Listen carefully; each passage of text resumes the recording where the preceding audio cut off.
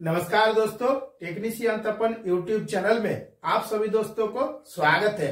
आज कुछ नया सीखते हैं। दोस्तों, प्रैक्टिकल में जब आप इंडक्शन फर्नेस में काम करते हैं तो जरूर आपको एक एंटीना देखने के लिए मिलता है। तो आखिर ये जो आपका एंटीना है ये किस तरीका से काम करता है, इसका उपयोग क्यों करते हैं और ये एसएस का ही यानी कि स्टेनलेस स्टील का ही क्यों बनाया जाता है।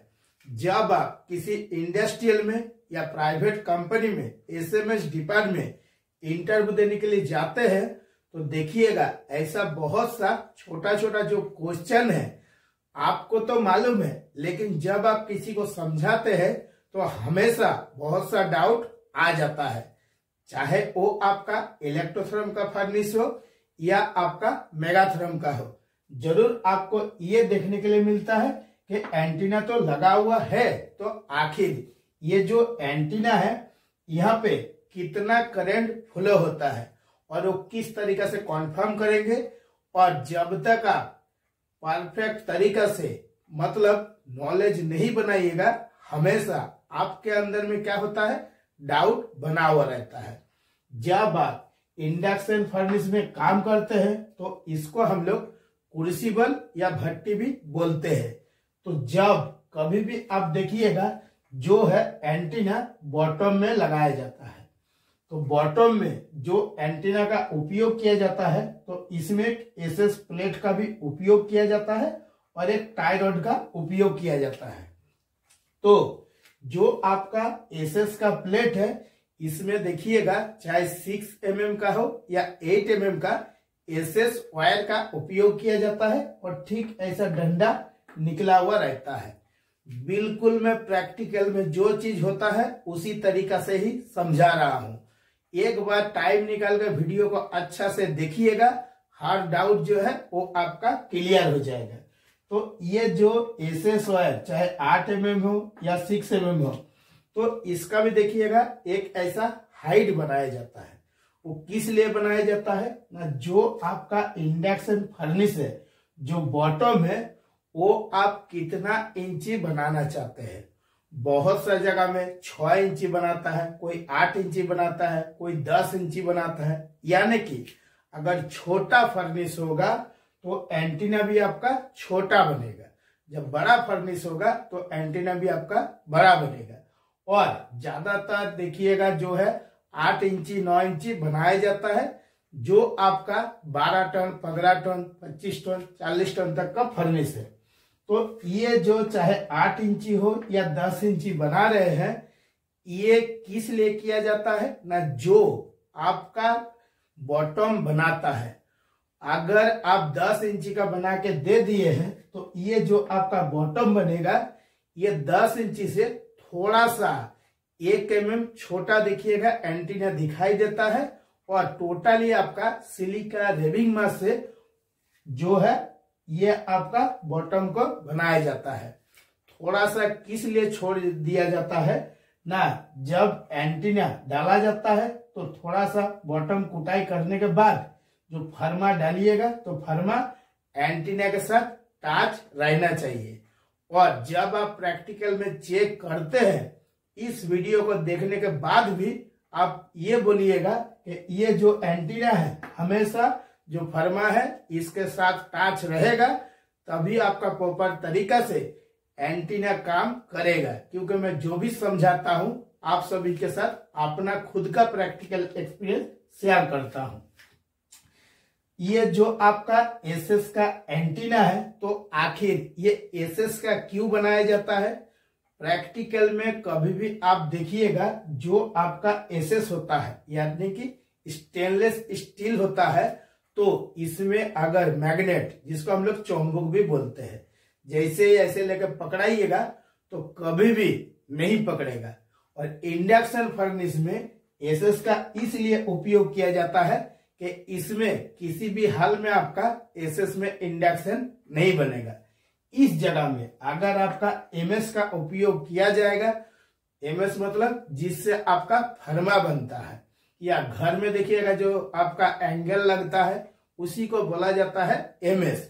उसका अगर आपका बना दिया जाता है तो क्या होगा, ये बहुत जल्दी गर्म होके इंडक्शन बन जाएगा और एंटीना जो है गल के नीचे काट के गिर जाएगा।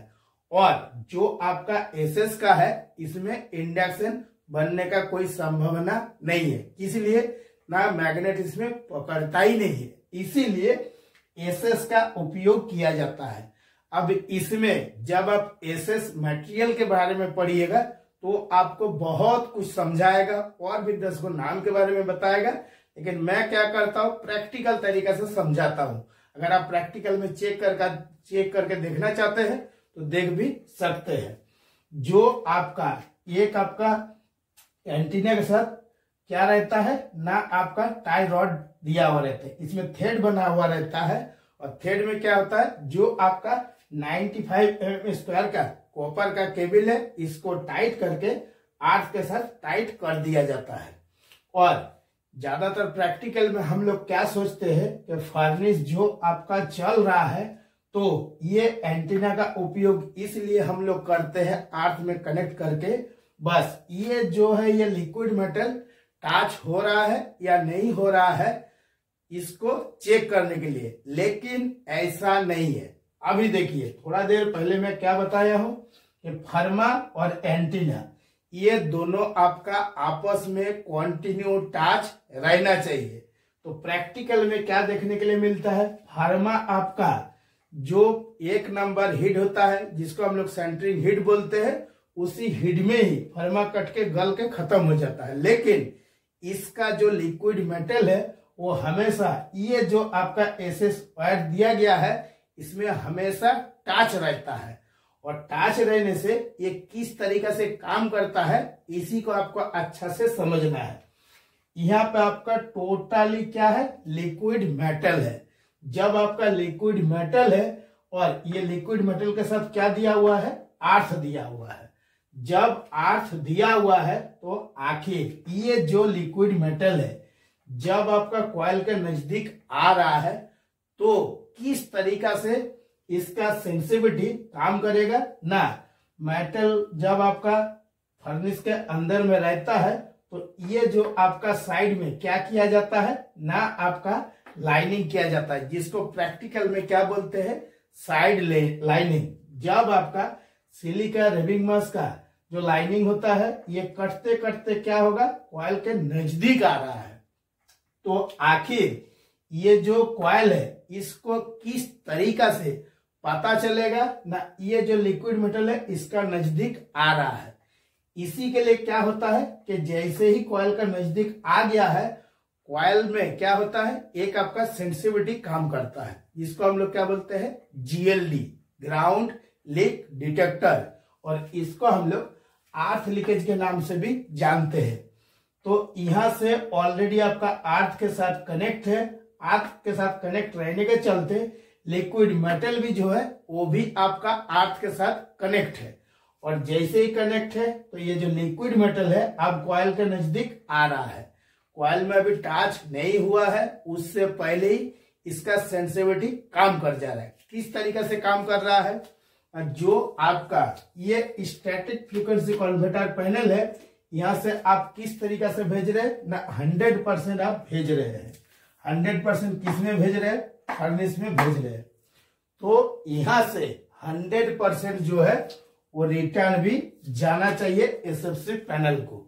इसमें से अगर कहीं भी थोड़ा सा भी लीकेज होता है, और लीकेज जो होता है ये कहां पे जाएगा ना, जो आपका लीकेज होता है यानी कि जिसको हम लोग और एक नाम से क्या जानते हैं, लीकेज करंट के नाम से। और करंट किधर फ्लो होता है, जहां पे आपका लो रेजिस्टेंस पाथ होता है। यानी कि अगर आपका यहाँ पे अर्थ दिया हुआ है और इसका लो रेजिस्टेंस है तो करंट हमेशा क्या होगा, इधर से फ्लो होते हुए अर्थ में ही आएगा।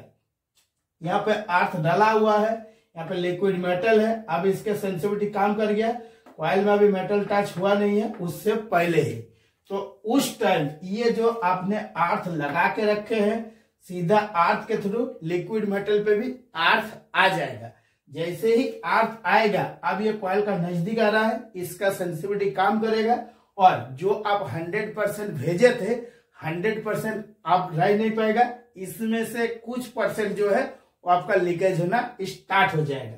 कैसे लीकेज होगा? इधर से होते हुए आप जो एसएफसी पैनल है इधर तो जा नहीं सकता है, क्योंकि करंट हमेशा किधर फ्लो होता है? लो रेजिस्टेंस जहां पे रहता है, यानी कि लो रेजिस्टेंस पाथ को ही फॉलो करता है। इधर से होते हुए सीधा ये जो आपका जीएलडी सर्किट है इसके तरफ आएगा। इसके तरफ आने के बाद जो आपका लो रेजिस्टेंस पाथ है कहाँ है ना, 8 फीट आपका बनाया गया है। जो आपका 8 फीट है, अर्थ देखिएगा हमेशा जो कैपेसिटर बैंक है इसमें अर्थ कनेक्ट किया हुआ रहता है, और 8 फीट जो है वो आपका फर्नेस के बाहर में देखने के लिए मिलेगा। बाहर से जो 8 फीट का स्टीप है वो कॉपर का भी होता है और आपका जीआई का भी होता है, और कैपेसिटर बैंक में अर्थ दिया हुआ रहता है, वही अर्थ के साथ ये कनेक्ट होता है।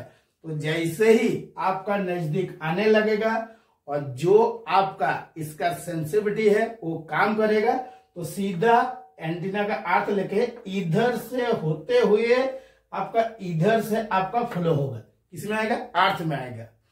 तो मैं किस तरीके से आप सभी को समझाया हूं, जब आप देखिएगा प्रैक्टिकल में काम हो रहा है और बहुत बारीकी से समझिएगा तभी आपको हर एक पॉइंट समझ में आएगा, और नहीं तो बारीकी से अगर सोचिएगा नहीं, समझिएगा नहीं, तो आपको कभी भी समझ में नहीं आएगा।